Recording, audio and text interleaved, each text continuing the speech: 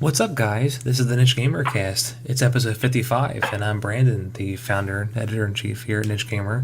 I'm joined by the same guys from last week. Seems like I can't get rid of these fuckers. I don't know what the hell to do with myself. Why don't we, let's change up things a little bit. I want to hand it off to Carl. Why don't you introduce yourself? Hello, I'm Carl, otherwise known as RPGN Boss. Like I said before in the previous podcast, my life begins and ends with role-playing games. I have been playing a little bit. I have been playing a little bit of Destiny 2 because it's on sale, and I kind of like the hybrid shooter FPS stuff. But most of my time is spent playing Xenoblade or looking up fan art for Xenoblade. That's my life right now. Oh yeah, the titties. You can't resist.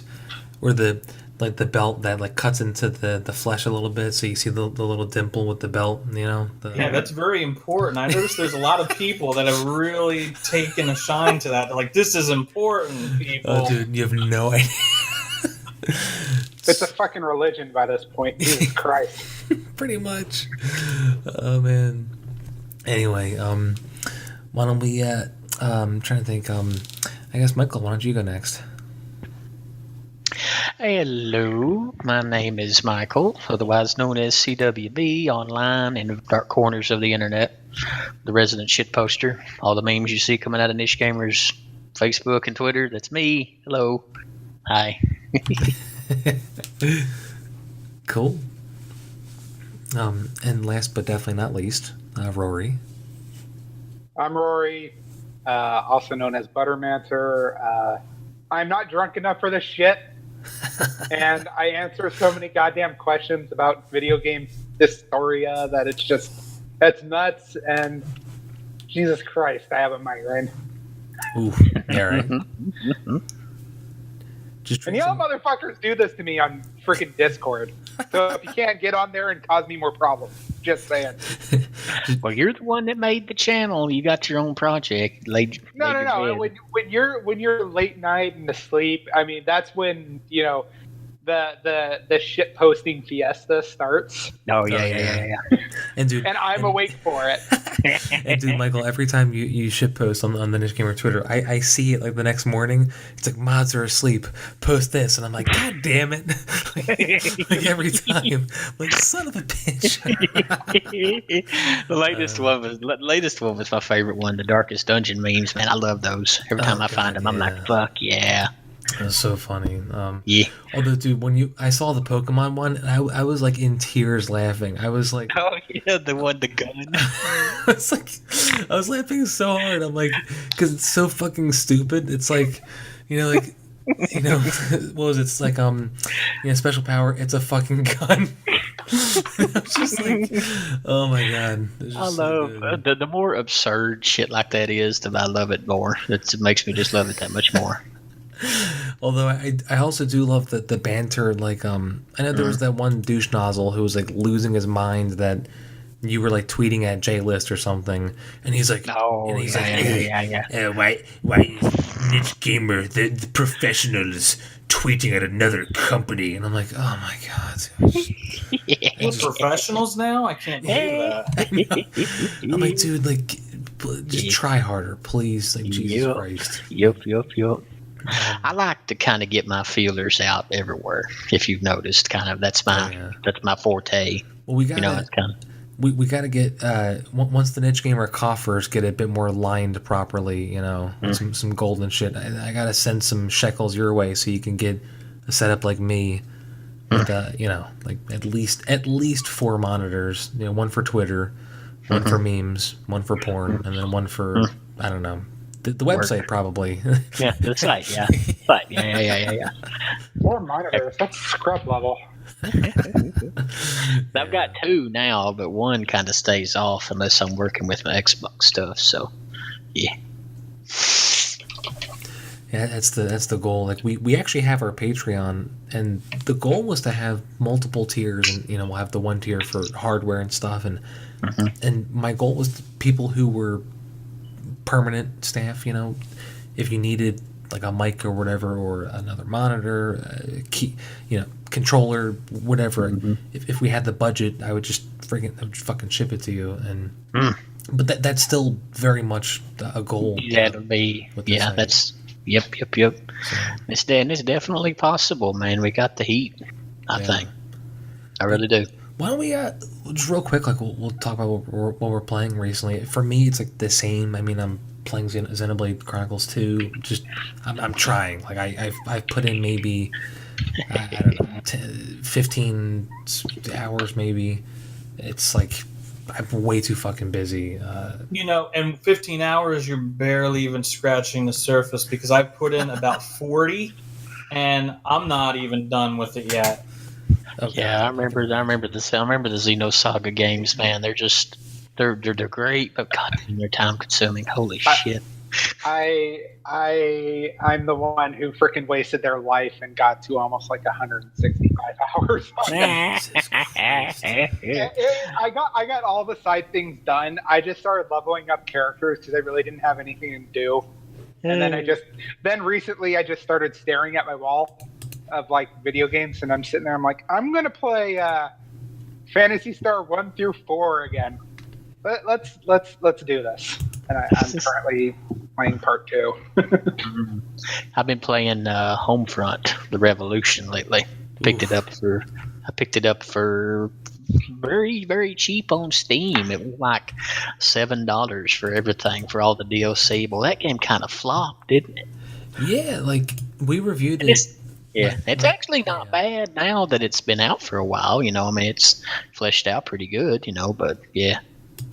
Well, did they? I'm curious because the more you guys get to know me, the more you'll see how I shamelessly will buy stupid. I call them the retard edition of games. If they come with like a statue and the art booklet, it has to be ridiculous. And I typically only buy them when they're really cheap. And the Homefront, the Revolution Collector's Edition, I think it's down to like $40 now. Like 45 or something, and it comes with this ridiculous remote controlled APC fucking armored thing.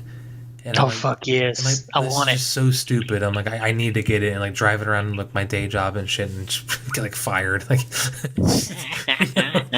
but I'm like this close to just pulling the trigger once I get paid on the 29th, just fucking buying it. Yay. You ever get the Witcher 2 Collector's Edition that had the bust? Oh God, no! That's been on my list too. Like that one. I have it. Oh, nice. Well, actually, I remember that came out the same time as L.A. Noire, and I pre-purchased it at the GameSpot GameSpot. Listen to me, the GameStop in Vineland, and I went there, and there were like 10 people in there waiting for L.A. Noire, and I was the only person waiting for Witcher 2, and nice. I got that only collector's edition, one with the Geralt bust. I still have that thing. That's awesome. Nice. Dude, you know how mad I was buying the retard edition for Zelda Breath of the Wild? Like, I was so mad. I got it, I'm all excited. I'm like, yeah. And then the game just, eroded my boner. And then on top of that, the fucking sword broke, like, so easily, just like the goddamn sword in the real game. I was just so angry. I was like furious. But I'm like, you know what? Fuck it. I just glued it, and it's sitting up next to my iMac over there.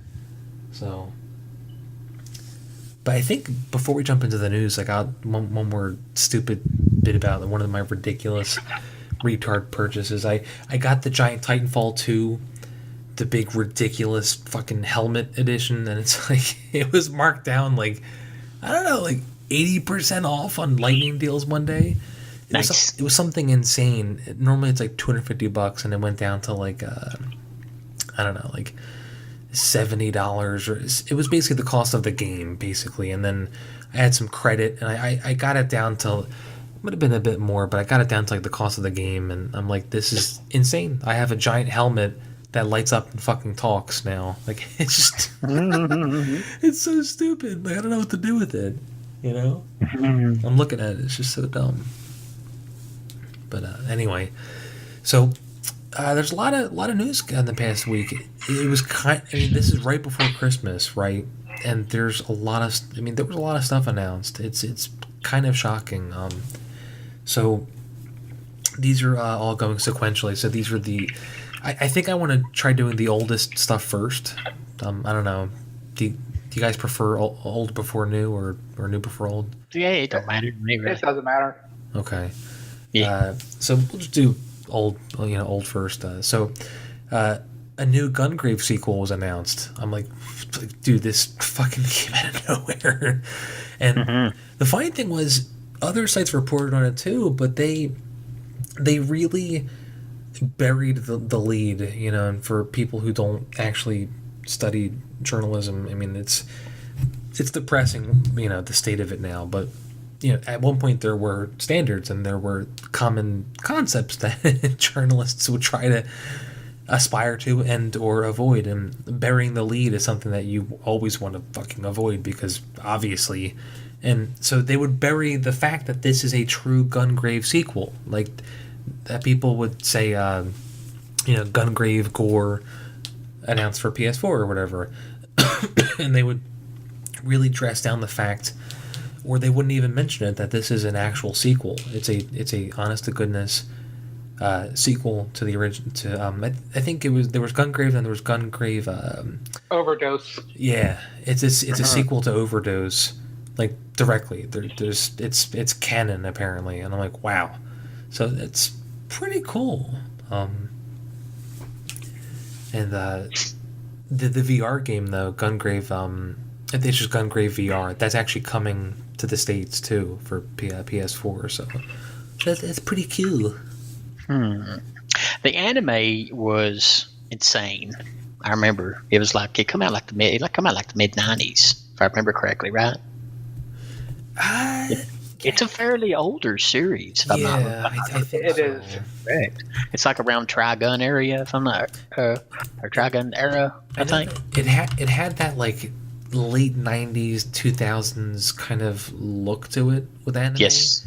You know what I mean? Like 2003. Yep. Mm-hmm. Yep, and it had like it's kind of like the real hyper violent, fucking like just crazy, just it's the story was kind of sad if I remember correctly, of course, because he was just kind of like this walking fucking zombie with a gun, pretty much.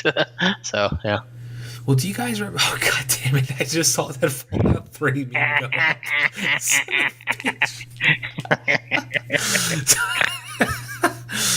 Oh god, that's good.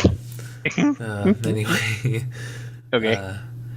How about that though? Like looking at the Gungrave anime now, like I feel like what do you guys think? Like, I mean, obviously there are certain trends in anime that become super popular, and then it's like, and then that like year, or if not several years, or even like a whole fucking decade, like that's just how the style typically is.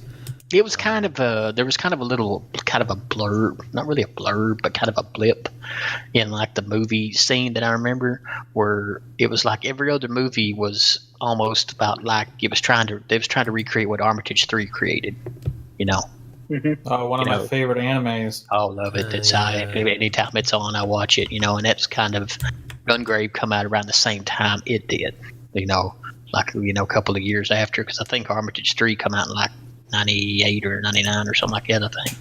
I can't remember. I just remember I was in high school when it came out, and I was like, fuck yeah, this rules. So yeah.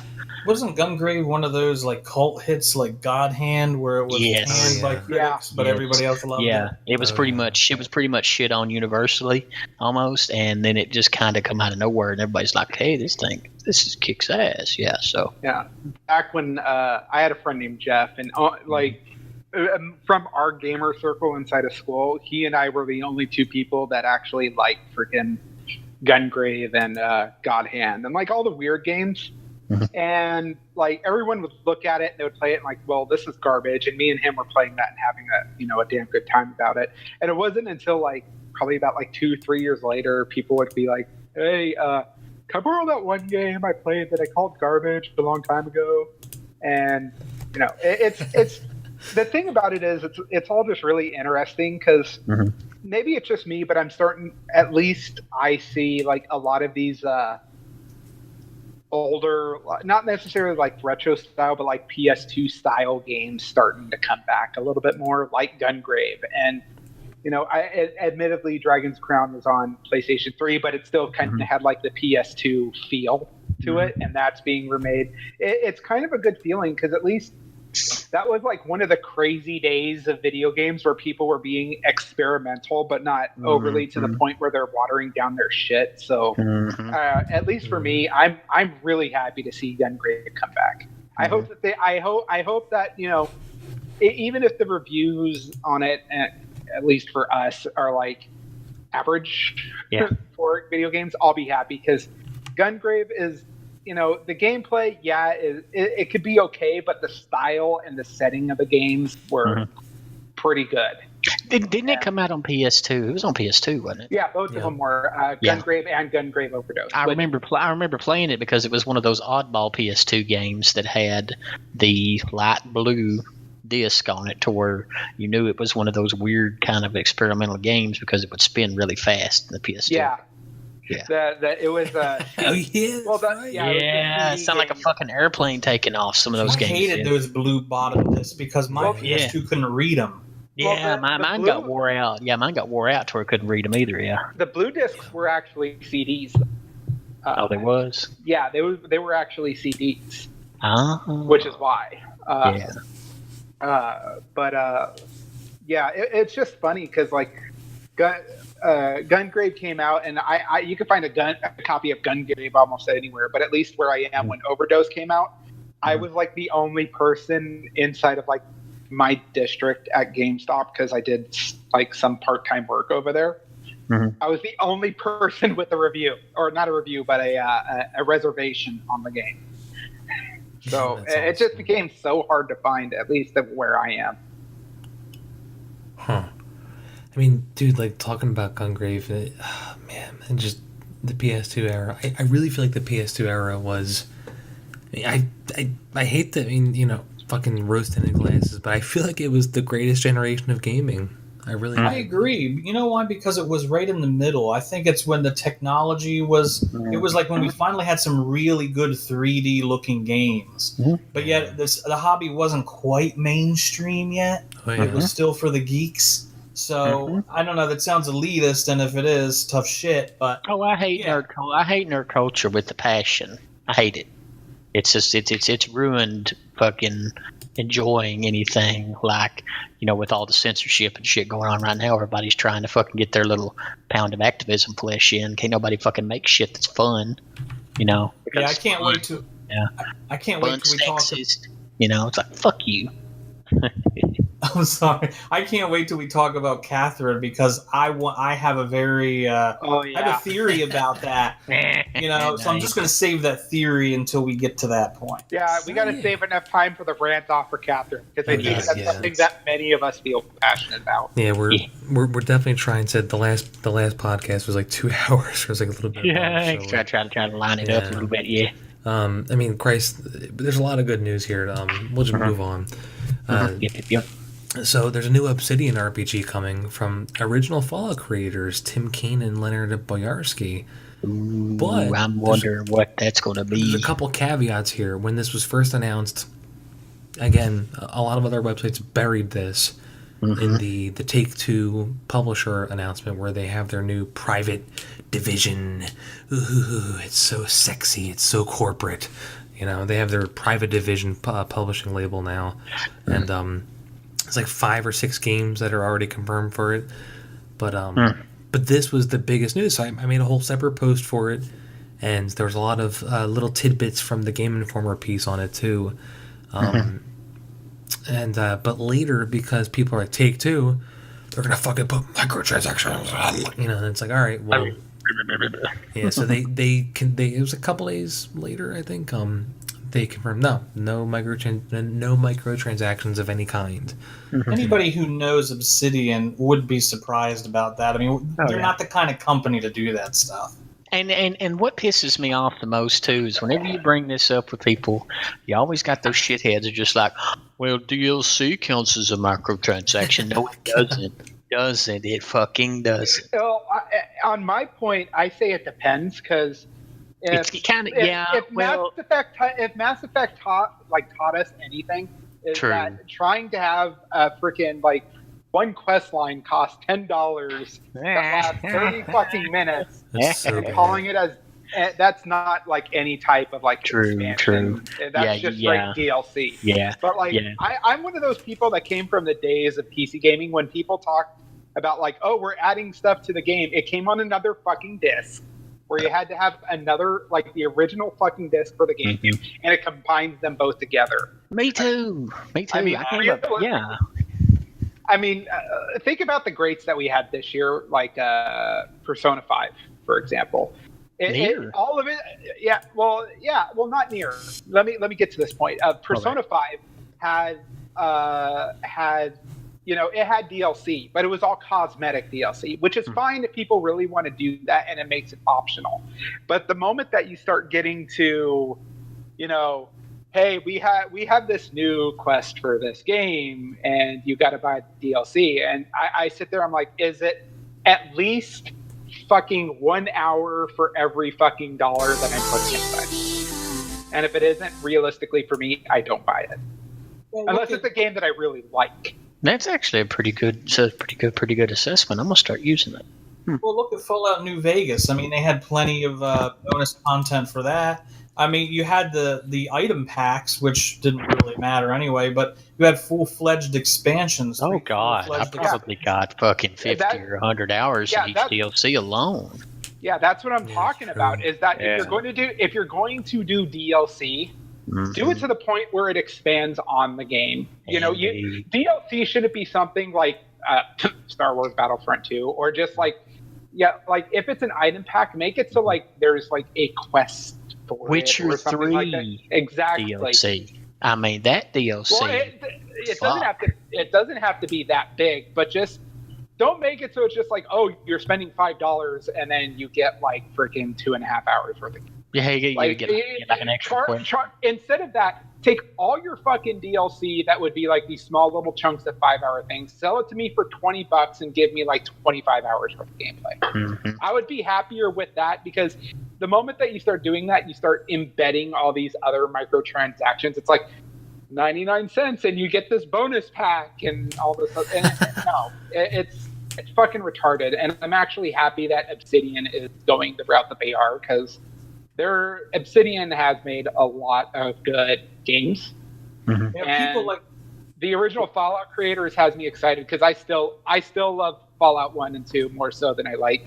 I got into the first Fallout 1 and 2 like past few months. I'd never played them before. I picked them up like really cheap on Steam, and then they fucking became free later, so I was like, fuck. But still. I mean, they're worth it. They're fun.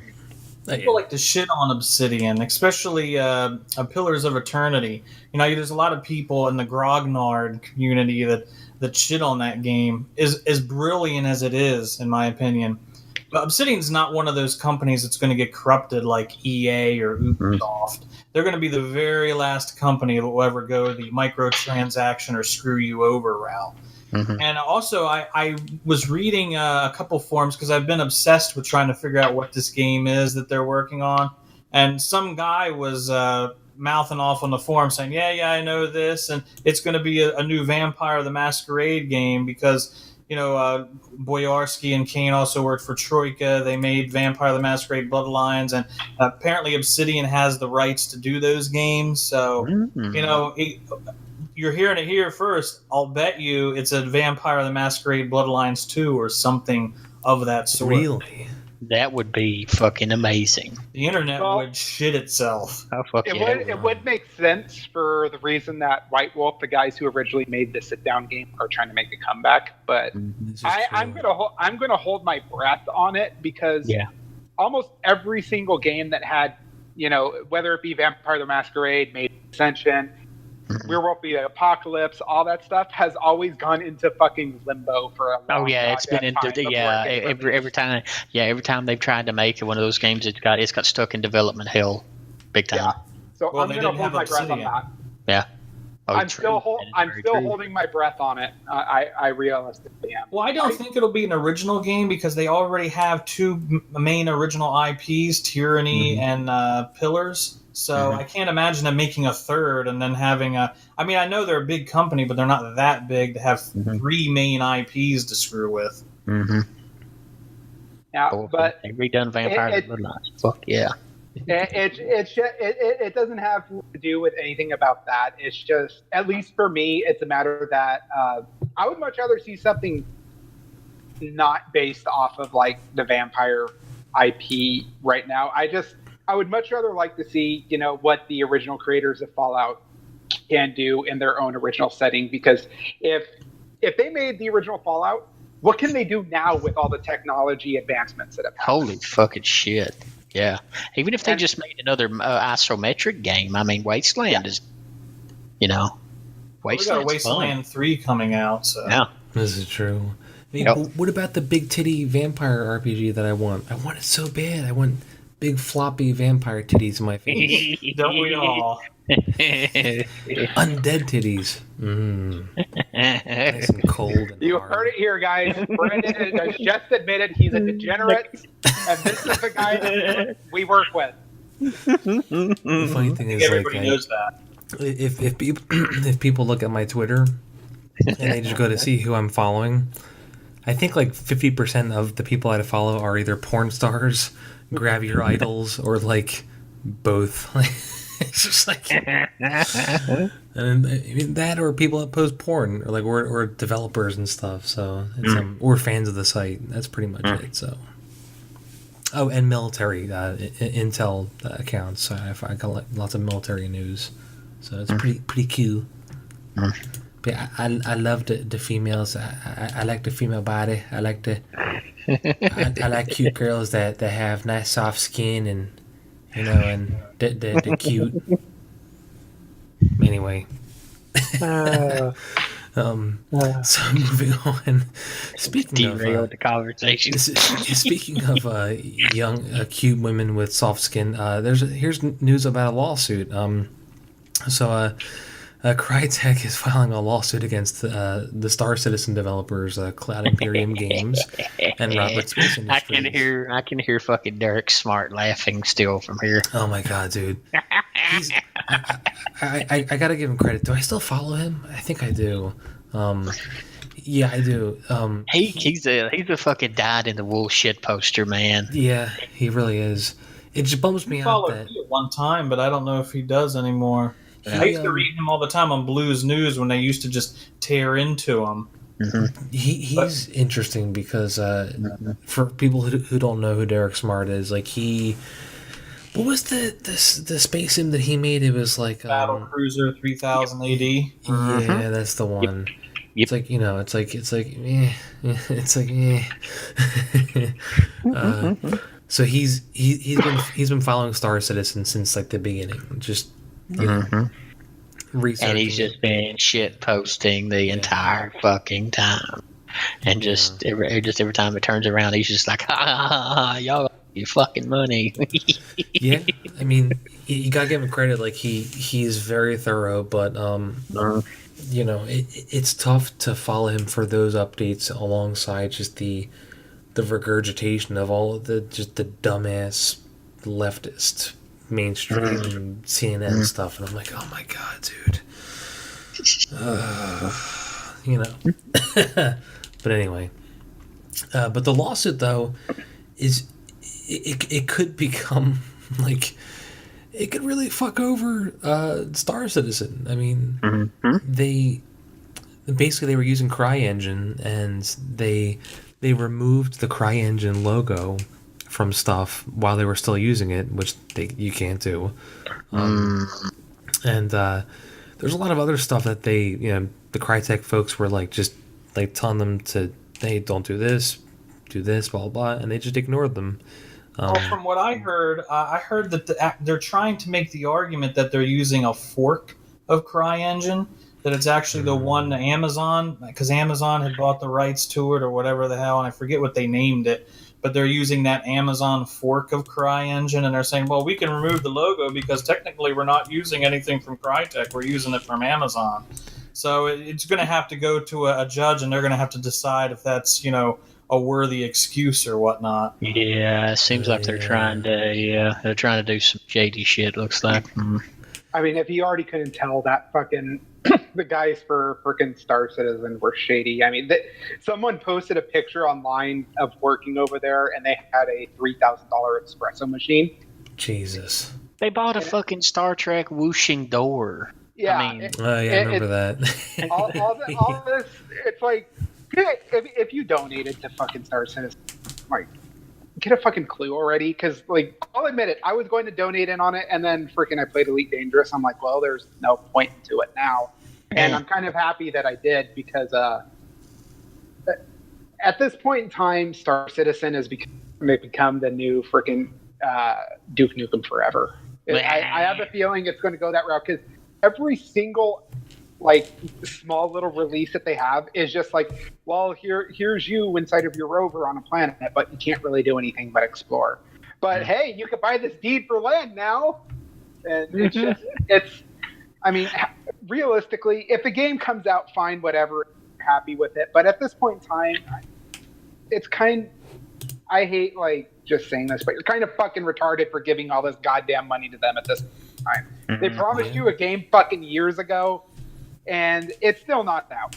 And if they're trying to do all these improvements and stuff like that, well, post more updates and talk about what you're doing. But everything that you guys showed so far, it's almost to the point where you guys are just a fucking scam, and you're rubbing it inside of people's faces. It seems like this happens a lot with these indie companies. They get this big flood of money, and they don't know how to spend it. I wish they would hire somebody that could, an accountant that would look at the money and say, okay, guys, instead of buying a $3,000 coffee machine, Star Trek whooshing door, maybe you should kind of put this back in the development costs, because then they get this. It's like with Ion Storm. Ion Storm was a great company, and then they went under partly because they wasted all their money on silly shit.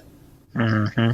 I mean, I'm not going to give Derek Smart like any type of credit. I mean, I followed him for a while, but at least for me, I would love to talk with the guy in person about stuff, or even on Skype and stuff like that. But I just find the constant banter of anti-Star Citizen posts a little bit too obsessive for my taste. Yeah. But, it's a matter that a lot of people knew after a while that this was just bullshit. And once they started setting up the website of buy more ships, and here's one for $16,000 fucking dollars. If you didn't take a step back and look at that and say, what the fuck? I mean, there's no hope for you. The indie scene was a lot different when Derek Smart made Battle Cruiser. I mean, I think one of the major problems with gaming right now, in my opinion, is there's like this indie scene gravy train where everybody wants to hop on and make their first million. So it's just a bunch of people looking to be rich instead of looking to actually make good games. Yeah, I mean, and I think one of the biggest problems with Star Citizen, we kind of touched upon it, but I mean, it's just like feature creep. I mean, they started with, from what I remember, just some kind of vision and like end goal, and then they just got a fuckload of money, and they're like, well, and I think they weren't like expecting that much money, and it just got out of control, and they just kept promising more shit to keep throwing money on the fire. There's clearly shady stuff going on, definitely. But I mean, there is some stuff being made. There is stuff you can log into and like see, but it's definitely not, I mean, they're talking about like a completely separate, like a universe, like literally a massive online universe. The biggest theoretical MMO ever, and I don't know. It's never gonna happen. So, anyway, speaking of things that'll never happen, there's an indie game. I just threw this in for shits and giggles. There's an indie game that tries to create a socialist utopia. And this little city sim, like that'll ever happen or ever work, Because communism has totally worked. I mean, it's super popular. Well, it's a slippery slope. It's like all these people now that are against free speech. They're like, well, I'm not really against free speech. I'm just against the really bad free speech. And that sounds good on the surface, but what they don't understand is in every instance, that's a slippery slope. You take one little thing away, and then someone says, well, we should do that next. And, oh, well, maybe we should do this too. And before long, you can't even so much as fart without getting put in jail. Oh yeah. Brandon can tell you I've been banned probably 8 times Yeah. on Facebook just for being right leaning, and I got my page took away last year because of it, because my shit was exploding, and I had to be silenced. I mean, that's just the way it is. Well, Facebook is a joke. After Oh our yeah. last thing where Brandon was saying, "Oh, you should make a Facebook." That night, I went on and made a Facebook, and I was just starting to put in my information, and they blocked my account. And I go back, and they're saying that I was impersonating myself. So I got blocked. And now I was curious. I said, "What is there? Another Carl Bachelor on there with my info?" So I looked at all the Carl Bachelors. None of them are me, and I don't see anyone that has my info. So I don't know how I can be impersonating myself when no one else is claiming to be myself. So what? Facebook can go suck a dick. I don't. Yeah, and they make you send in your ID. I mean, I've already done. Oh God, yeah.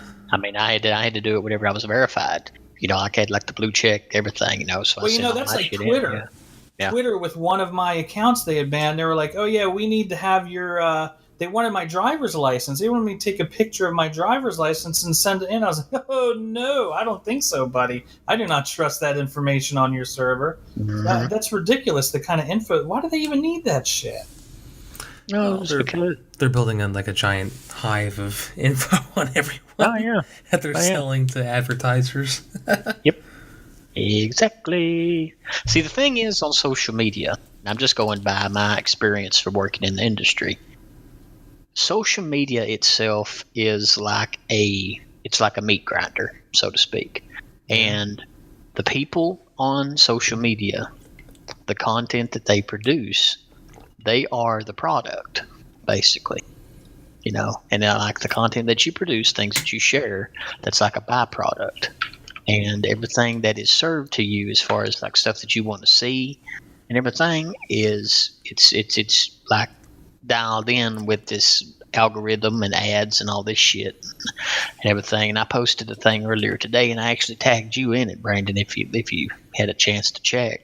There was a story that I saw on Twitter pop up about this girl that had a friend that was on Facebook that she got to know through some old gaming forums years ago.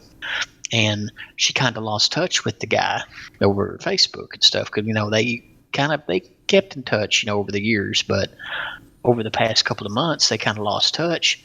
And come to find out, the guy had died, and she didn't even know that he died, because of Facebook's algorithm chose that since he was in the hospital dying and wasn't posting, that she didn't need to see what he was doing.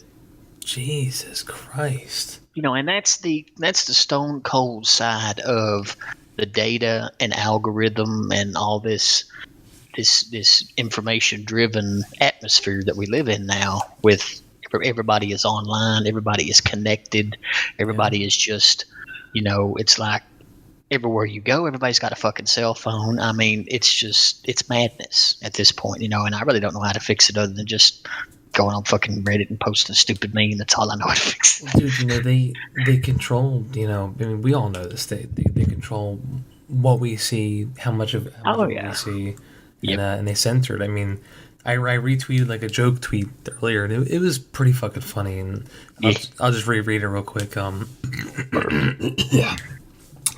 It's 2020. There are 836 genders. Law states that misgendering someone is a federal charge. You can't remember if your coworker identifies as a toaster oven or a microwave. You have 3 minutes to figure it out before they start talking to you. Time's up. You're going to jail. And it's shit like that can very easily be the norm. It's another one of those slippery slope things that I think it was it you, Carl, that was mentioned that earlier, slippery slope? Yeah. It's another one of those slippery slopes, and the thing is with with the social media stuff is like it is, imagine how sinister a lot of this stuff is. It's true times 100.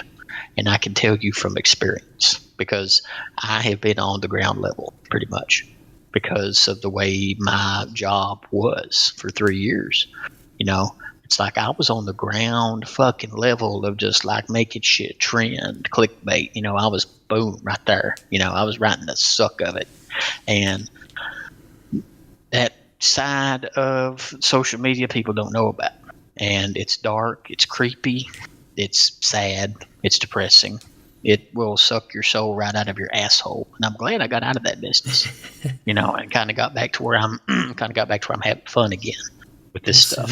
So Soon we'll be verified. Soon. I promise. We'll get that blue check mark and then we'll become brain damaged. we get the brain damage badge. We'll get the fucking derangement syndrome. We'll just... We'll just fucking we'll be replying to Trump every 10 minutes. No, we have to have our phone set up so that the moment he tweets, you get the instant notification. It's like bing. Like my dad. I swear to God, my dad signed up for Twitter just for Trump. My mom's the same fucking way. She follows like 2 people. I think she follows Trump and Mike Pence. That's it. Yeah, like I was trying to tell my dad, I'm like, well, Dad, there's a whole bunch of like military news too. It's like if a missile fucking goes off, like you'll know about it like within 30 minutes. And he's like, oh, that's kind of cool, but so. He's like, he's just like, I don't give a shit. He's like, our commander in chief should post. Yes. Fantastic. Well, anyway. But anyway, sorry, I didn't want to derail too much again.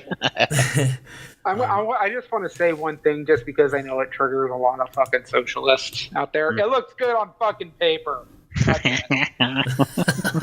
Here's the thing about the game is that they're trying to make it so that it seems like, oh, with these few changes, we can go into a post-capitalistic society where people will not be unhappy. And every single time you actually try to bring up the fights, like the points against it, they're like, well, that's not real socialism. And at least for me, because I live in Southern California, and oh yeah, it's fucking economy for me. And people like the people I talk to know this. I live in Southern California. People give me shit, and I would love to leave Southern California, but the problem is that I can't leave my grandparents here, and they're in no condition to move.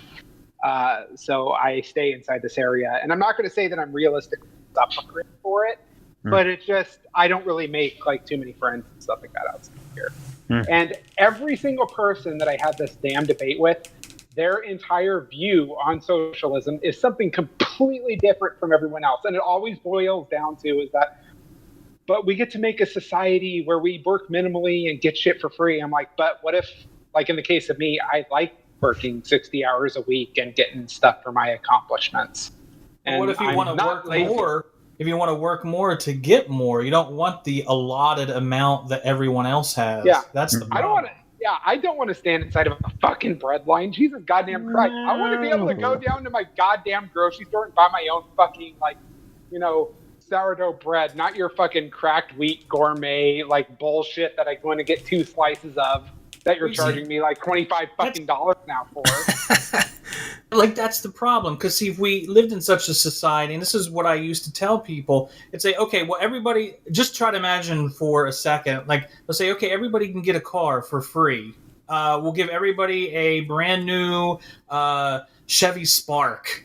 That's what you'll drive. And that's all you can drive. You can't drive anything else. That's what we're allotting you. So you can't say, well, what if I want to work an extra 20 hours, save up money, and get a Ford Mustang? You can't, because that's socialism. And I think these kids, these young millennials, they grew up in the 90s when we had a economic boom and everything was nice and they were coddled and they had mommy and daddy protecting them. And there was late 90s, you had that big, surge of money coming from the .com bullshit. So they grew up in a boom time, and now they want to be cared for in their adult lives because they realize, you know what, it's actually pretty shitty out there, and you got to work, and you have to fucking bust your balls. And they don't want that. So now you have these kids wanting to be coddled again in their adulthood. That's where this socialism bullshit comes from. Mm-hmm. Yeah. I mean, I really don't want to derail the conversation more, but it's something that I always knew was a problem with just all of those concepts, all the common shit that these types of people who support this type of ideology, it's what they support, and they don't think about how to actually make it work ever. We all know this, and And that's why Bernie Sanders got so many supporters. And it's like, well, if you asked him, well, how do you pay for it? How do you pay for free college for everybody? Taxes. Right? Exactly. And he would dance around it. The typical politician dance. He would dance around the actual answer, which is taxes.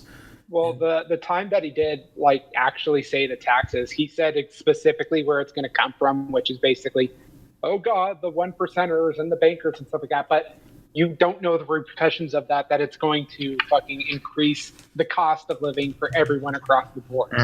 Oh, and that's what people, that's right. Yeah. And that's what's good. Yeah. And the thing about the human condition realistically is that you have people that like me who like sitting there and working and doing for themselves. And you have a whole entire clusterfuck of people, a lot of them that are going to fuck over other people to get everything that they fucking want. And what this developer has done was try to take the entire, and just like I said last time for the record, I'm not super political on any side. I live for myself and that's it. But this person basically made a sim point and click game where you have to make a specific balance of stuff to happen to get their version of socialism, when realistically it's not gonna work that way whatsoever, because they basically sugar coated a fucking society to make a town of fucking socialists, saying, oh, click here for all this free stuff and this is how we can ease everything in by doing it inside of this order. And the thing is that you can't realistically use someone else's money to get what you want. Otherwise, they'll jump ship, abandon you, and you're left fucking broken in a crisis.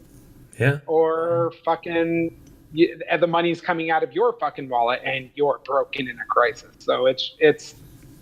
Well, to put it in layman's terms, if you tax the 1%, if you try to take money for them to pay for everybody else, you're just going to end up with these 1%ers who are going to say, you know what, we'll just leave the country. We'll leave your system and we'll take our business elsewhere. Because that's why so many businesses are overseas, because we just taxed the hell out of them in the 60s and 70s. And it's like Nike, Jordan, all those other companies, they can say, well, it's just so much easier going to China and paying this Chinese kid a penny to do it. And it's just like with the reason why Ohio and Pennsylvania and Michigan are fucking shitholes now. Exactly. And if you raise the minimum wage to $15 an hour, then the companies are just going to recoup that loss by raising the price of their products and services. Well, not all of PA. I'm talking about Western PA, around Pittsburgh. Well, the Rust Belt. Yeah, we don't go to Pittsburgh. That doesn't. Yeah.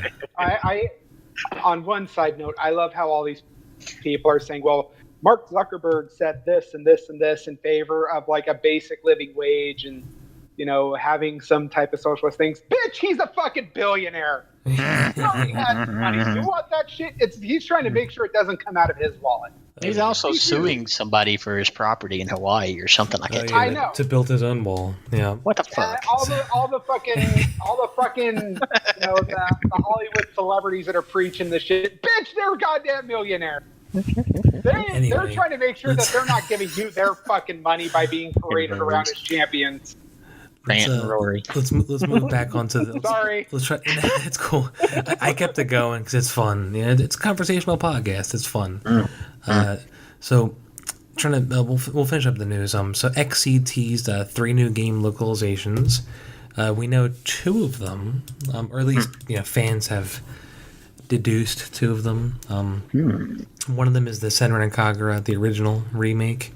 Nice. And the other one is it's this visual novel. It's called English Detective Mysteria. But the third one, we don't know. I don't think anybody's figured it out yet.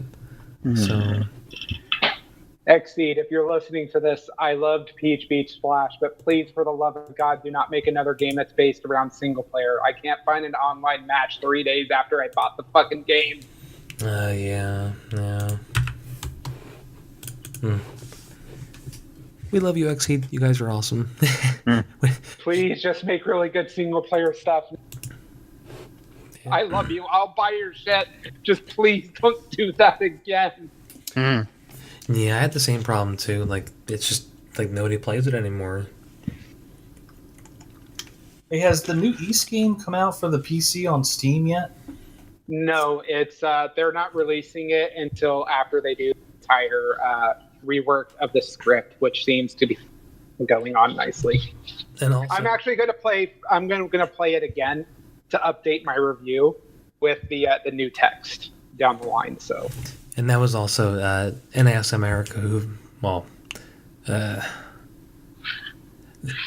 I'll say they messed up the script. Yeah. I'm trying to be polite because I do know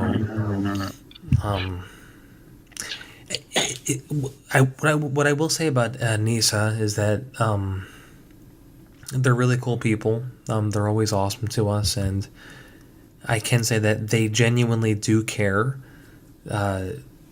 Like pretty much any article that I do for an NIS America game, people, it happens every time. People come in saying, Nisa has cancer, they're cancer, they destroy everything they touch, blah, blah, blah.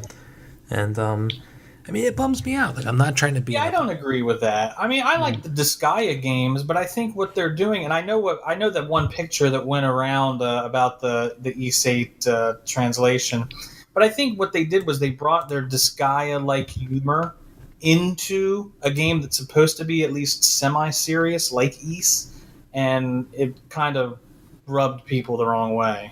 not really. But basically, what happened is that there is kind of quirks of humor, but it wasn't Disgaea humor. It's realistically, NIS is a great company, and they do. Like, I'm thankful for them because they do actually release some great games, some oddball games you wouldn't get anywhere else. Yeah. But translation really hasn't been a super strong point with them. It's hit and miss with them. And I think the major problem with what happened with East is that there's such a big cult following for that series that people were just let down and disappointed, and rightfully so. And I think that they tried to take too much from the original games and change it to their vision because they thought it didn't sit within an overlying, encompassing lore around everything. And I think that's another thing that made people angry, which it did set me off a little bit, but not too much where I would swear off anything that they do. But I just think that realistically, they just made a mistake inside of translation, and it took Falcom, to come out and say, "Hey, we need to change this shit now." Which, if Falcom has the balls to do that, and NIS says, "Yeah, let's do it," great on them.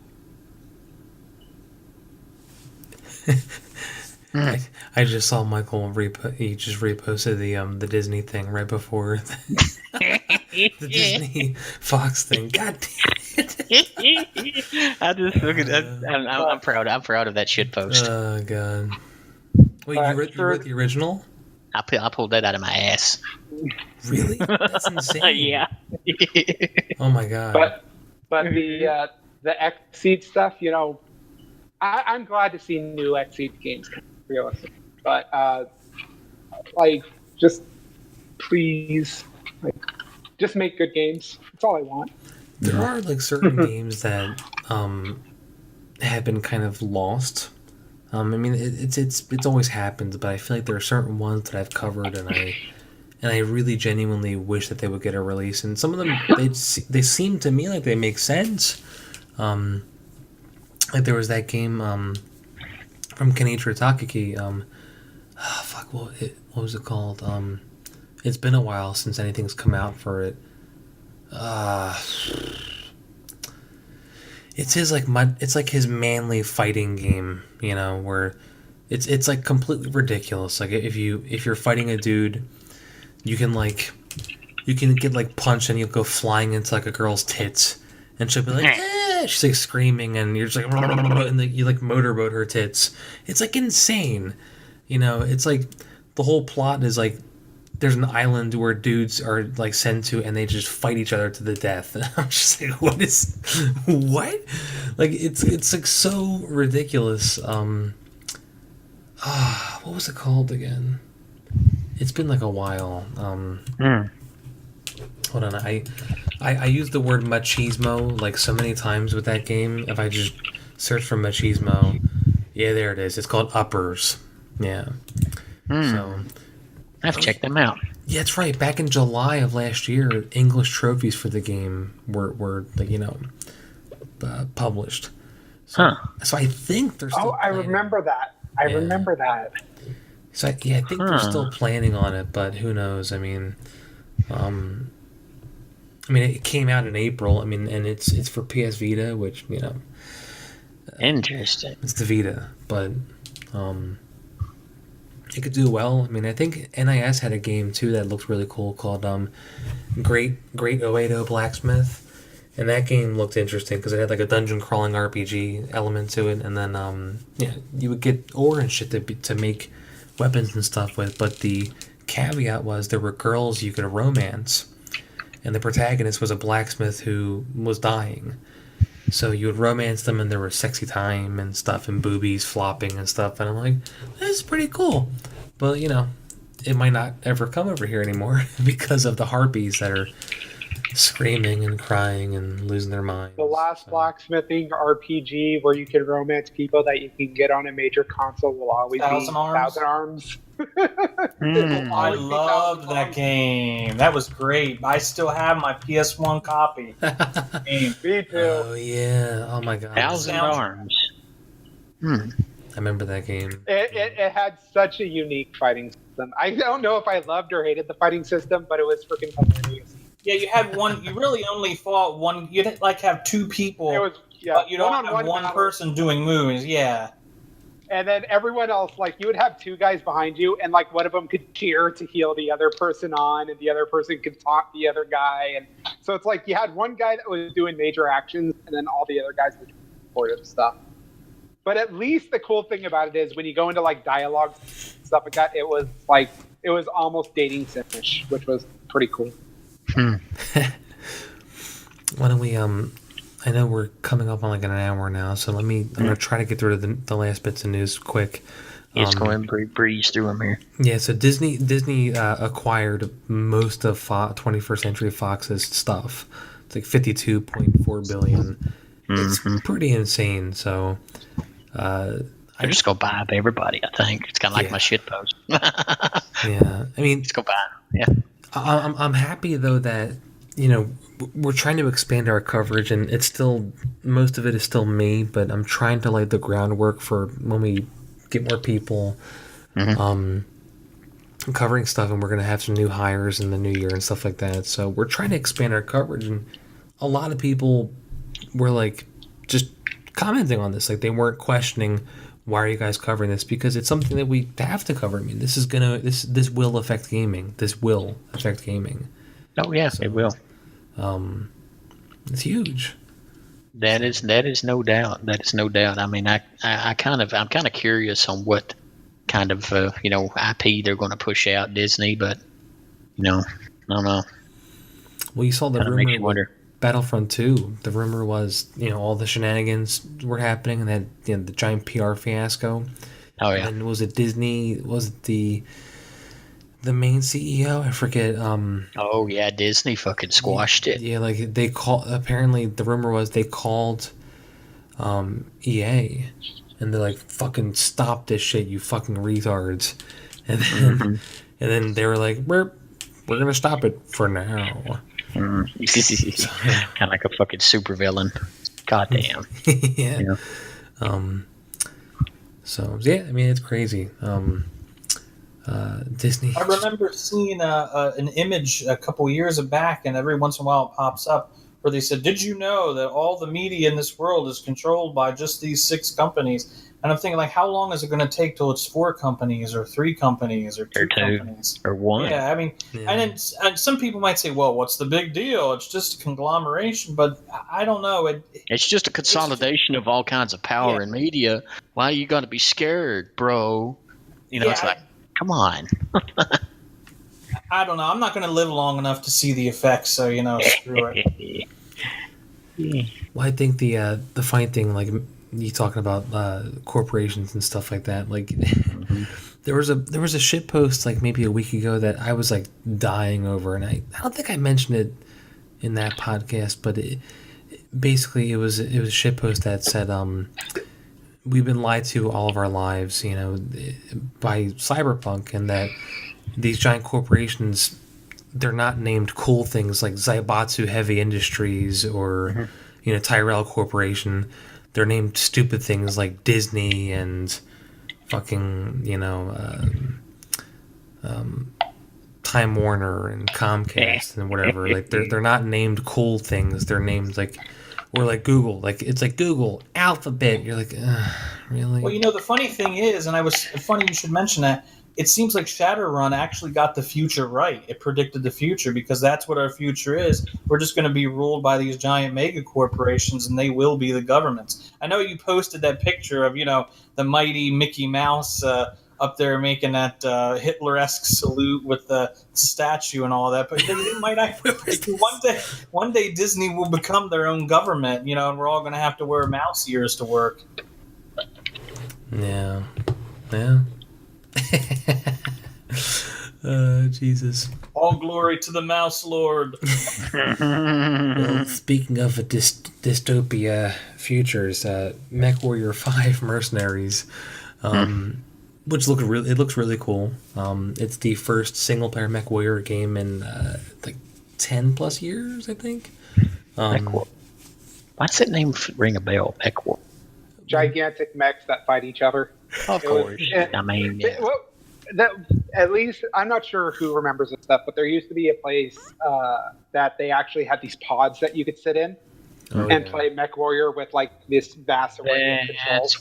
That's why. Yeah. There was actually they kind of had a couple of cabinets in arcades. Yeah, and I remember. I played MechWarrior online and I fucking hated it, and I used to be a big MechWarrior fan. I mean, I got it so that the original freaking Steel Battalion controller worked for MechWarrior. I mean, I was about to bring that up. Yeah, that's awesome. Yeah, I actually have it, and it's set up to where I could play specific MechWarrior games with it. But I would kill if MechWarrior had the full VR headset and a nice big control setup, because I like that type of game. I think that's perfect for where VR would thrive personally, is, Space Sims and, MechWarrior and stuff like that. But I even if it's a single player experience, give me the full experience with something like that. And I'm happy to see a new MechWarrior game come out, but I think we're beyond the point where it just has to be a simple controller and keyboard. Because as it stands, MechWarrior is great, but I'm not sure where it would stand inside of the future because it is kind of slow. Well, I mean, this game definitely seems like it's just more MechWarrior. I mean, it's the news was it's now set for a December release next year, but it's got 4-player co-op, which is pretty cool. And that would be cool. Yeah, I mean. Have you played Riggs for PlayStation? I can't play that one. That one gives me the world's worst motion sickness. Really? Huh. Yeah, because the field of view on Riggs is terrible with the bright colors. It's I could play Eve Valkyrie all day, but Riggs gives me the worst fucking motion sickness I've ever had in my life. I was fine until the one night I went to show it to somebody and I was boozing it before, which is probably a bad idea. And then, I just like, let me fucking play Riggs, man. And then I'm like, whoa, I feel pretty sick. So. I mean, it's really cool to me. So anyway, last couple bits of news. There's a new Etrian Odyssey game coming to the 3DS. Like the 3DS, really, like really. I don't know. Why not the Switch? I know. Like it's it just makes sense. But but it's Nintendo really doesn't want to phase out the 3DS because it's still making hand over fist cash. Oh yeah, it is. Oh yeah. And they got to keep it up and going. I mean, even though it's extremely dated by this point, it still has good shit on it. Oh yeah, it does. But Yeah, I mean Whatever. it's set to be revealed next spring, and I think it's going to release like later in 2018. So I mean that's a big release for Atlas. I mean it's another Etrian Odyssey game. So Well, I would play it if it came out on the Switch, but I'm not wrapping my hands around that goddamn square 3DS again. I'm getting hand cramps. if I have to play it for a review, I will, because I freaking love games like that anyways. Oh, I do. I love them all. But the thing is, now with my hand being the way it is, I can't hold that 3DS for more than 10, 15 minutes till I start cramping up. Yeah. No, what I'm saying is I will save you the hand cramps. I will take the hand cramp sacrifice for you. Here, record it. You beat the game, record it, upload it to YouTube, and I'll watch you play through it. There you go. Okay, cool. Well, deal. Good. Okay, now I feel better now. It's awesome. I mean, I can't play the goddamn thing anymore either. I can't. You know. That's why I couldn't. I love Monster Hunter. I really do, but I just couldn't play Monster Hunter on the 3DS. I just hated. I hated it. You know. I don't know. My one friend is my one friend, his name is Steve. He's probably literally I'm serious. He's the biggest Monster Hunter fan I have ever known. I mean, this guy has played every single game since the first one, and he's maxed out the hour timer on every single one to where it gets 999 or whatever, and he keeps playing. I mean, literally will solo any monster in all of the games. It's insane. It's insanity. And he will play them, and I'm like, dude, I can't do it. So, and this one's gonna get people pissed off. Eidos Montreal announced that they're gonna place an added emphasis on the online experiences in our games. That's pretty cool. No. Yeah, it'll just be microtransactions or something. You guys are just nonchalant, yeah, it's shitty. It's gonna be. CX, a wallet empty. Yeah. I mean, I found the perfect thumbnail for it too. It's Jensen just looking all depressed at the mirror, and he's wiping the steam off. It's just it's him questioning his existence. It's just so depressing. I like the one. I like the fucking one meme of him poking his head up over the thing, and it's like, "Get me out of here!" What? It's a shame they had built it so hold much on. Let me find it. I'll find it. All right. because they brought back Deus Ex, and they brought it back in a great way, and everybody loved it, and they had built up all that goodwill, and now they've just squandered it. Yeah, and even the newer Tomb Raiders, that was a good reboot too. I mean, your opinions on the game, whatever, you can have your opinion on it if it's good or bad, because I've heard it both. But at the same point in time, it was a good reboot. And I'm just kind of scared because those two things got up off the ground again. What's going to happen now? I'm sorry. Oh my god! Have you not ever seen that? I've seen that for years. I saved that 4 years ago. Yeah, it's just stupid. Oh my god! I can only imagine the main vaults that you have. Just how much. Oh, dude, you don't even know. You don't want to know. Oh, I lurk in so many places. It's just I don't know. That's all I can say. Dude, I think my cat jumped on my desk and a flea fell off of her. Oh damn! Oh boy, awesome. Well, anyway, let's finish up the news real quick. Sorry. No, it's cool. So Team Ninja finally said goodbye to Dead or Alive 5, and yeah, I'm fucking surprised it took them this long. Yeah, they Holy shit. literally all they said was they're looking forward to the future of the series. It's not over, but that's all they announced. And I won't say who, but there's a certain gaming website that was trying to stir up controversy out of nowhere, and I'm like, dude, just really. And it was literally like they put out an article. Team Ninja addresses the Dead or Alive 5 controversy. Blah, blah. I'm like, so I go in and look at it, and they literally say nothing. Like literally, it was a nothing PR response, and of course the author was like, other websites were trying to spin it like the franchise was over, but actually, it's not. I'm just like, dude. Because they have boobies in the game and they don't want to put booby games out there anymore because we have successfully shamed them into quitting. I mean, it's like ridiculous. Like Team Ninja clearly does not give a flying fuck. I mean, they put titty physics into the new Dissidia game. Like they literally do not care. It's hilarious. I mean, they made a new titty physics engine called the Soft Engine. It's like Soft Engine 2.0.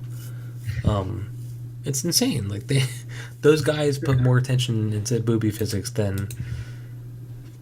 So many jokes can be made with the name of that engine. That's just so perfect. Oh yeah. You got to remember about Dead or Alive, and I'm looking at the Steam page right now. Is that they have a paid for the full game, and then they have a free to play version. And you know how, and the full game version is $39.99 right now. But do you know how much in DLC that they have? Oh god, right now everybody points it out too. $1,289.79. If you want to know how they were able to carry the game for so long, they have a dedicated fan base that literally wants to sit there and freaking dress up all the girls inside of like sexy costumes. Oh yeah. And they're playing for their fan base, which is cool. I mean, if you're going to do that, fine. And if you want to go that route and buy the DLC for like all the sets, that stuff is not for me whatsoever. I just want to play the fucking game. But if that's your thing, fine, go ahead and do it. But that's how that game has been for so long.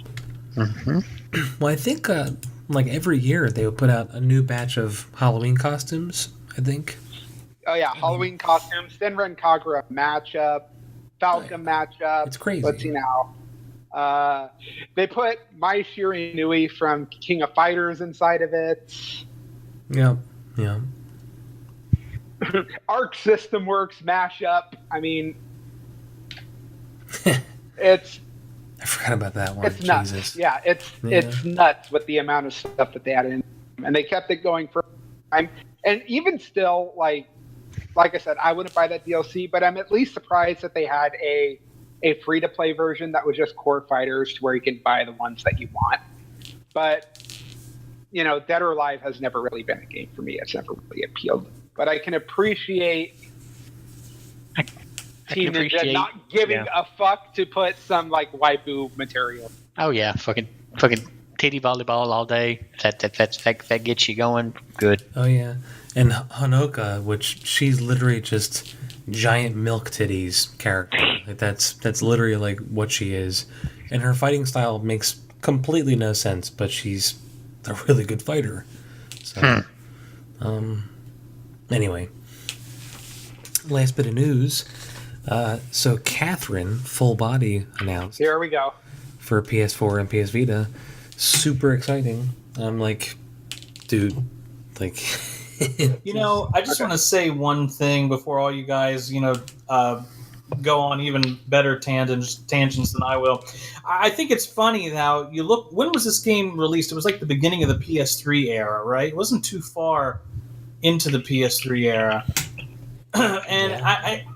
I followed the community even more back then than I do now. And there was none of the only controversy about the game. It seemed beloved by everyone. The only controversy was that it wasn't a Persona game. Like idiots like me were getting pissed about that. But you didn't hear people talking about the transsexual character or this that. Now that's the first goddamn thing that comes out of everybody's mouth. That shows you. Now I want to know what these same people bitching about that were doing back playing video games. You know, 'cause No. they weren't bitching about it then. Now all of a sudden they're bitching about it. Catherine came out in 2011, and it was one of those games where not many people really knew what it was. They saw it, and no one really picked it up unless they really heard about it. But I love the game, flat out. I love the game. I played it, and freaking when I was dating someone, she saw the game. She was just like, "This looks like crap," and then I threw the controller in her hand, and then she fucking beat the game because she fell in love with it. And it's kind of funny that. The game, yeah, it's a puzzle game. Don't get me wrong. We're trying to climb up a tower, and it has like an entire element of action to it by like having to do specific actions in order to go up and being quick on your feet and everything. But the characters, including Erica, characters, were so beloved by the goddamn community. Like everyone. The thing with Erica is that someone. One of the journalists out there decided to say, "Don't dead name Erica." And the thing about it is, the game story revolving around Erica is she's part of the group of people that you're hanging out with. She's a part of them, and they knew Erica before the transition, and it was an entire emotional scene about from where they were to where they are now, and what has been happening. And it's not something that, you know. It's not something that's added in just so they could point out Erica and say, ha ha ha, Erica's a transsexual. No, it's something that was literally added inside there to show the bond of how all these characters care for one another. And it is kind of an important part to the game. And it makes me sick that all of a sudden now there's this game that it's very sexual. It has, a lot of moral ambiguity when it comes to relationships and life and stuff like that. But everyone who played it, despite it not getting like the greatest reviews, had nothing really bad to say about it, and it became a cult hit. It really did. And I'm even now going to be playing it again because I fucking love the game now that we're talking about it. But for someone to go out and turn around and shit on the fucking game because of some type of freaking values that they have, they obviously need to sit down and play the fucking game again and realize what the story is actually about. It is not, oh my god, this person's a transsexual, male to female transsexual, who all of a sudden is now degraded for this. No, the character actively participated in it just because they were talking to them about the past and now, and everyone fucking accepted this character for who they was, and the entire thing. It was a joke line, don't get me wrong, but when one character had a relationship with the transsexual character and didn't know it and was confused about the entire situation when it broke down and had a shock about it, that's simply realistic of what would happen if you had a relationship with a transsexual person and you didn't have honesty inside the relationship. It's fucking nuts. And I'm honestly 100% glad the game's being remade and re-released. It deserves it. I'm happy that they're adding inside of another character. I'm glad it's being expanded upon. But goddamn it, just fucking enjoy the goddamn game for what it is. The games are not sitting there. You are not the fucking person that's the arbiter of what a game coming out should be. Like, yeah. If you want to make a game that's full of gay people and transsexuals and stuff like that, that's an RPG. Don't throw them being gay and fucking transsexual inside of my face. Let it come out naturally and make a good goddamn storyline for me to go through the game and play it. And if I like the fucking characters, if I like the fucking gameplay, I'll like the fucking game. I don't care if I'm sitting there playing a person that's standing there just like the gayest person on the face of the planet. Rory, are you sure you don't want the games to be like the Western developed games that are like, I'm a giant homosexual. I like taking things in my buttocks. Okay. And they prance around the town and say things like this. I got the Baldur's Gate remake with the expansion. God.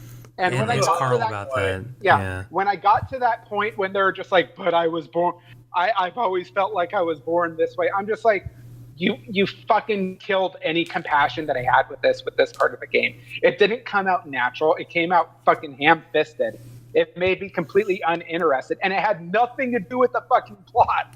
Well, what about the girl? What about the female? I can't even remember the female party member, and I put that in my review and my editorial for it, who is lesbian and immediately hits on your character right in the beginning without any kind of build up whatsoever.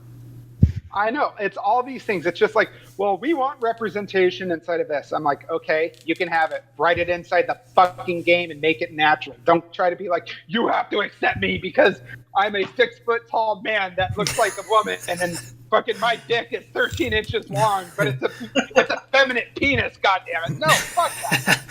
No. Well, wasn't it Mass Effect Andromeda where they had that the lesbian character, and as soon as you it was a transsexual character, and as soon as you walked up, they were like, "Yeah, I used to be a man. My name was Michael back on Earth, but now I'm Sarah." And everybody was laughing at it because they're like, even other trans people were like, a trans person is not going to instantly dead name themselves, BioWare. And then BioWare had to do all this backpedaling, like, oh, we're sorry, we'll change it, guys, we swear. God, it's so dumb. I mean, The thing about it is that there's transsexuals and then there's trenders. Transsexual people actually are going through with the surgery and you know, they know what they feel that they should be something, and I fucking respect those people. If they're doing that stuff and being the way that they want to be, fine, go ahead and do it. But if you're going to sit there and say, I'm a female with a dick and I will always be a female with a dick because it's a feminine penis, no, fuck you. And those are the people that are sitting there that are bitching about fucking a trans person inside of Catherine. And all I'm saying is, if you're going to sit there and have something like that, whether it be gay, straight, transsexual, any of that stuff, you have to put it in the game and make it feel natural. You have to have some type of build up and some type of compassion to all the characters, including that one, to make it a good story and a good part of the game, and Catherine fucking had it. I mean, Rory, I need to have a black midget that has a 30-foot long cock and a giant gaping asshole that you can like I can't finish. You can walk in. You can walk inside it. I was going to say that too. Let me give you another perspective on all this shit too. Sorry for my rant. I'm just. I can give you another perspective on it too, because you guys know I'm bisexual, you know, and oh my God. What? This stuff. You're fucking fired. I can't believe this shit. I can't believe this goddamn horse shit. Brandon, I have to tell you this. He sent me pictures of his butthole. What? See, no, You're I fucking didn't. fired too. God damn it! I don't fucking care if the server goes on fire. Fuck this shit. I said in my brown eye. But no, dude, check this out. Check this out. The thing is about Don't send me a picture of your brown eye. Don't. With all this activism going on nowadays, it's like it ruins any chances of anybody looking at a normal faggot like me normal. You know, it's like, because everybody sees all these loudmouth assholes that Rory's talking about that freak out over that shit. And Rory said it best. They're trenders. That's what they are. Yeah. I'm going to call them out for what they are. I mean, They don't want to improve their life. They just want to fucking whinge, and they want to be fucking coddled, and they want to be fucking whatever, you know. And anybody that is outside of their little norm, out of their little social circle, like somebody like me, because bisexual people, we get a lot of hate online because we don't fit into their little box. You know, it's like they want, you know, they got the cis people in one box, regular straight people. They got the gay people in their own little box, and you got people like me that come in there. We can kind of waver in between both, and that pisses a lot of people off. Yeah, it's at least in your case, from what I saw, and correct me if I'm wrong, it's like, oh, you're bisexual, so you're genderqueer. And when you turn around and say, no, I'm bisexual, No, they're just like, no. oh. I'm a fucking normal person. I get up, I work, I fucking eat. You know, I put my pants on just like anybody else. You know. But it's like that, right? Yeah, it is. It is. It's like I'm constantly drug in like different directions on shit, and it's like, no, fuck off, leave me alone. Leave me alone. You know, I just want to live my life. Just fuck off, leave me alone. I hate faggot activists with a passion. I always will, because I mean, it's just we can't. Yeah. I mean, we can definitely. I mean, it's worth mentioning that the douche nozzle that made this stink is a certain blue-haired. Typical blue-haired SJW. Poser that, you know, it's trying to stay relevant. because I did see that particular person when I went looking for the comment, and it's one of those people that has like 1,500 things in their bio that they've done. Like, oh, I was the CEO of this, and an editor in chief of this, and I did this, and I did that, and I'm thinking like, if you actually leave the house that much, then why are you so disconnected with reality? Indeed. You know, and it's like whenever I see stuff like that, my eyes just glaze over because I'm sitting here thinking, normies see this and they think we're all like this. Please stop. Please. You know, that's what I kind of just pray to the Lord. It's like, please fucking get these people to stop. You know, and I don't know. They never will. I know. Yeah. I know. It's sad, but you know, whatever. But anyway, sorry. Well, I just want to kind of give you another perspective on it, you know, on basically the gay side of things, you know, because it's this stuff. It's crazy. It's insane. A lot of this activism that these people choose to be mad over. It's like, really? You're gonna choose like this is gonna be like your hill you want to die on? Fucking video game? Like, really? Are traps gay? Yeah. That, I mean, oh that's God. going to be speaking Oh of God, that was a that's whole gonna other be- rabbit hole right there. Yeah. I think that's going to be the subtitle for the podcast. You know, it's gonna be Niche Traps Gamercast Gay. episode 55 for our Traps Gay. Traps Um, gay. I mean, I do. I mean, if you do have to die on a hill, it should be whether or not you should bleach your asshole, because that's clearly another thing. You know, I mean, And you ladies, if you want to please your man, consider bleaching your bum.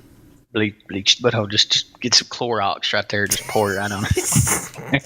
And then drink some too. Just take a big swig. Jesus. I'm not realistically sure if my entire rant I agree with everything about what I said because I just completely forgot about it. But Yeah, end all be all, I'm fucking happy that Catherine. it is what it is. Me too. I love that. I love the maturity of the game. I love the focal point of the game. I love the absurdity of the game, and I loved every single character in that game. They're on. And I mean, dude, we've reviewed so many games, whether it be like you, Rory, or Carl, or me, and you know, and And eventually, me, I'm gonna kind of get my teeth going Yeah. in things too. You know, I want to kind of, because I used to review games for WTF magazine all the time. You know, I got my own vertical and everything. So, been yeah, not 2 years to wrote anything, but yeah. I just want to put in my 2 cents with this. This like I think, I mean, we're all pretty much in agreement. I think that overall, I mean, Japanese developers tend to just have way better writing. They don't care, and they don't They care. have way better writing, I mean, and it's hilarious because yeah. it's Yep. translated. So, but we're reaching the hour 30 mark. I feel like we had a really good discussion on Catherine and all that fun stuff. So I'm gonna just sorry I monopolized it, everyone. That was a good rant. Yeah, it's for people who don't live, you know, in the best country in the history of humanity, of mankind, the United States, and specifically the East Coast. It's currently almost 3:30 in the morning over here. So we're gonna wrap this up. We had the last blurb for the net neutrality nonsense, but that's a whole nother fucking, you know. You just embed my meme that I posted earlier about with Pi and a plane flying towards the.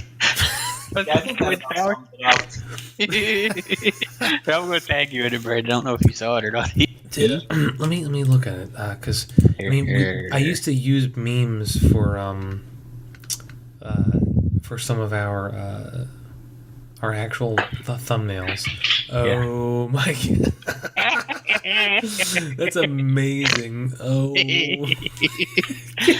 Yeah, stole it from another Discord. I learned you. oh my god, that's amazing. I mean, the thing with the Reese's mug, that's just that in and of itself is amazing too. So whatever, it's, you know, it's. I think it's people are just fucking. They're drinking the Kool-Aid juice, but you know. Oh yeah. The net neutrality. I can boil down net neutrality, but I'll probably piss a lot of people off whenever I do it. But I don't give a fuck anyway. Net neutrality is not the evil monster that people think that it is. Because the thing is, net neutrality was put in place 2 or 3 years ago by the Obama administration, and it's pretty much a way for these big, huge corporations to be able to use the same amount. Actually, they use more bandwidth than somebody that's like, that has like a little blog or something, or a little site like ours. It's like YouTube or something. For their servers, they're paying the same amount for the amount of bandwidth they use that we are, for our site. And it is in their best interest to keep the status quo and to keep things the way that they are, that way that they don't have to spend more money to get more bandwidth and to get better equipment, better lines, better internet, better speeds, because eventually it's going to benefit all of us, because it's going to force these internet companies to have to upgrade their equipment. They're going to have to give us better service. They're going to have to give us better plans. They're going to have to give us more choices. It's like whenever the cell phone companies had to do their shit. It's like, imagine cell phone company plans, the amount of choices that you have for the amount of data and everything for your internet. It's and because as it stands right now, you pay a certain price, and if you got shitty internet, you got shitty internet. If you got decent internet, you got decent internet. But the thing is it's going to improve across the board, but it's not going to happen overnight. That's the thing, is people are getting caught up in the whole hysteria of thinking, oh my God, internet's going away. It's going away. No, it's not. The internet's not going anywhere. It's not going anywhere. It's here to stay. It's like it's just going to get better, really. Maybe you can answer this question for me, because I read up quite a bit on it when all this shit started happening. And I remember hearing about the case back in 2014 where Comcast got caught throttling Netflix because apparently Netflix would not they were blackmailing them, essentially. They were trying to get money from them because Netflix was their biggest drain on their bandwidth. So they started throttling them. And the net neutrality laws actually acted as a slap on the wrist to them and prevented them. It outed them, and it's like, look, you can't do that, or we'll penalize you. So, hey, doggy, go get back in your pen, essentially. And they also one thing before I stopped. They also made the claim that without net neutrality, something like that could be done, and nobody would be able to stop them, and it would squash like the next Netflix. Like there could be some little dude out in his garage with a really awesome streaming platform, and he tries to put it out there, but then AT&T and Verizon, they have their own streaming platforms, their own version of his thing, and since they're a bigger company, they give priority to their platform and throttle his and make it so that he never becomes big. So it would actually squash innovation. So that's the reason why, and I hate to side with SJWs and liberals on this, but that's why I actually found myself on their side of this argument. Well, and also too, and you got to think though, where a lot of that information was coming from, and it was kind of, it's been kind of engineered to stoke the fire and scare people. Is a lot of these big, huge social media companies like Facebook, Google, Twitter, all them, they have a vested interest in to keep things the way that they are, and if they have to invest more in, bandwidth and stuff and all that, then it's going to make it to where they're not going to, it's trying to find the words. It's kind of weird. It's kind of hard to explain it, but I don't really see this huge evil thing that's going to happen, because maybe I'm just more jaded, really, because I got like 10 years of driving a truck under my belt too, so I've kind of got that jaded, it shit could be a lot worse type outlook on a lot of this stuff, and I think that on a business side, with the way that the public sphere is now, they won't be able to get away with that shit. They won't, because of how, for lack of a better terms, for the way that how autistic people are about it. You know, if they notice shit that's happening, you know, they'll make noise about it. Yeah. That's the whole point. That's the whole point of the internet. Well, You know, before- is it's not going to go away. It can't. If it goes away, these companies they'll fold up. So yeah. Well, no one's dumb enough to actually believe. Anyone who's saying, "Oh my God, the internet's going to go away, and my titty porn and my hentai are going to be God. gone," they're idiots. And Yeah. to them, but yeah, I mean that. I get what you're saying. I mean, we'll see. It's so, yeah, so we'll early see. to talk about. That's kind of my that's where I was trying to get to. You know, I was probably taking a long way around. It's like we need to kind of just give it some time. Really. Yeah, I hate to. I gotta cut it because I know. I feel like. Oh yeah. We're starting to get a little delirious. I do want to finish off that note. Just so that people don't think we're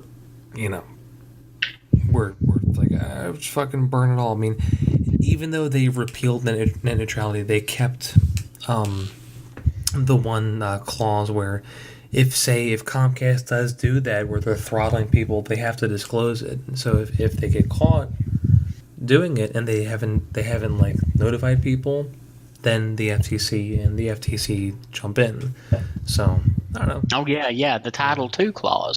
You know, that's still in there. Yeah. You know, and that's the thing is like it's like people are overlooking that, and they're getting caught up in the hysteria, and all of the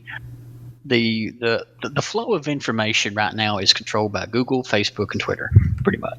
You know, it's like you got ads, flow of information, the creation of trending stuff. You know, keeping people in the know. Those are like the big three. You know. And the net neutrality thing was kind of their blanket to be able to keep things the way that they are. And who's to say that these new regulations ain't going to, bite them in the ass whenever they start trying to ban, censor, and throttle people on their platforms? People are just going to start leaving in droves and make their own shit, and they'll actually be able to be successful at it because it's. I don't know. Like I said, we'll see. Well, the last tidbit too to mention is that a lot of people think that it's an issue at the federal level. It's actually usually at the local level. It's usually local municipalities, stuff like that, who are in bed with these corporations, and then you can't have, say, Comcast or it could be like a Comcast competitor. So, so it's actually. It's a more widespread problem. There's an example I saw, like a small town wanted to get fiber optics, and Comcast or Verizon, whoever was like, fuck you guys. So they went to do it themselves, and they were literally fighting the city. I forget the city, but and then that stuff happens a lot. Like you have these companies who. They're fighting to keep control. So. Oh yeah.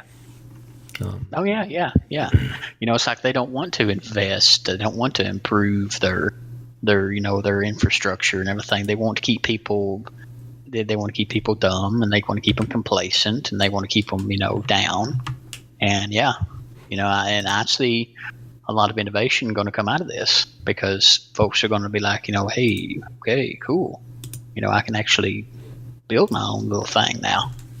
I'm not, and I don't have to worry about. I don't have to worry about the huge ass corporation using the same internet that I am, paying the same fucking price. So yeah. Well, let me. I'll cut this off. So, I think this was a fun podcast. I think we're getting some more chemistry, getting the juices flowing. Yeah. No, and I'm gonna end everything too. That I have no idea what I'm talking about. I might be retarded. So yeah. We're all a little delirious. I mean, yeah. You guys are. I'm wide awake. I could do this all night.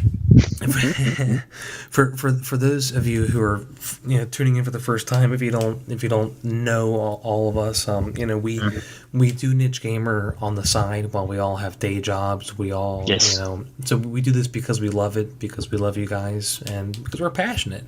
So yeah, boy. Unlike a lot of those other sites, like your I'm just going to say like Polygon, Kotaku, IGN. Those guys got into it because they wanted to make money, or they were gamers and they got jaded and they just do it because it's the only thing they can do. We're just a bunch of guys who, we're not trying to be the next Hugh Hefner or, we're just dudes that like games and love to write about them. That's what makes this site so great. Yeah. I mean, and obviously we can't, we wouldn't be where we are without you guys. So, even if you're just visiting the site, if you whitelisted us, that's amazing. We have a Patreon, patreon.com/nichegamer. So we have ad-free browsing and all that fun stuff. We're doing a lot of stuff. I mean, we're doing a lot of back-end work. We have new features planned and all that. So we have monthly updates for all of our patrons, and then we have a public update for just, the users. So we have a crazy Discord channel that's been blowing up. So go check it out, discord.me/nichegamer. Yeah. Follow us on Twitter, Niche Gamer. And all of us are also open to talk to, so you don't have to jump through hoops. Just ping us and we'll get back. Oh, no. We're always around. Yeah, it's true. Like the Discord is really fun. Like we're always on there. Facebook, same thing. /Niche Gamer. I think that's pretty much it. So please keep supporting us. We love you guys. We're gonna do this weekly. I don't know if we'll do a podcast during Christmas break. I'm gonna be all over the goddamn place. I'm gonna try to, but if not, we'll just call it a week for the holiday. And so, please be safe. Don't drink and drive. Don't be fucking stupid. Once you're at your destination, then hell yeah, fucking get lit. Rage, whatever. Turn up. Get turned up. But whatever you celebrate, I hope you guys have an awesome holiday break. Merry Christmas, Happy Kwanzaa, Happy Hanukkah, all that other shit. And yeah, thank you guys so much, and we will see you next time.